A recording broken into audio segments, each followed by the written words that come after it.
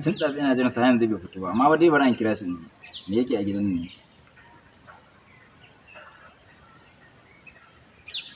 to ta ina zai ballo ne ma oho halo kamar kana yana ne ina wajen ina jiran ka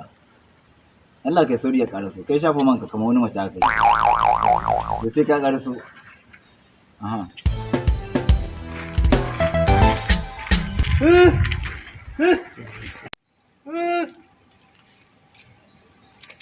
to wannan kuma me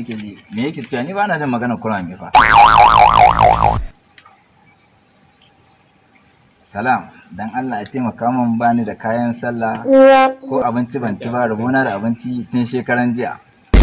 to kuma ka ga yan nan fa da zai iya gane gidanmu da na tura shi wallahi Alhaji na nan yayi wa ila kayan sallah kuma ya tafi kawai ila kaga da a ce zai iya ganewa in na tura shi Alhaji zai bashi kayan nan to amma bari an kwatanta mai inji kuma ban iya magana kurame ba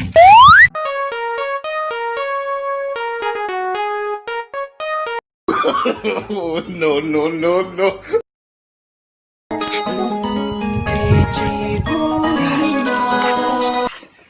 ‘Yan samari kana can na jira na tun ɗazu wallahi ƙara in ji can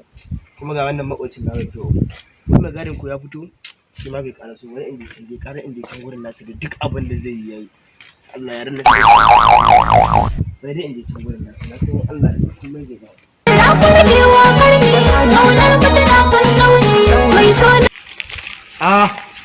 ɗan samari kamar nas ka ƙara so kenan wallahi na ƙara so gidan ne gaba ɗaya zafi inji din gaba ɗaya ya lalace ban sani ina ga Abdurrauf ne ya taɓa shi wallahi tunda ka ƙara so kaga ba zan koma gidan nan ba da wannan Allah wanda yake buƙatar abinci da kayan sallah ai gaba ɗaya ne amma bari a bashi kuɗi ya dan ci abinci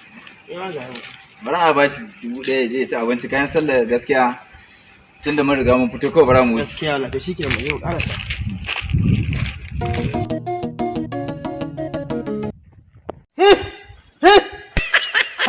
ba ta yi ba Alhaji gaskiya Alhaji ina buƙatar kayan sallar nan wallahi ba kai dama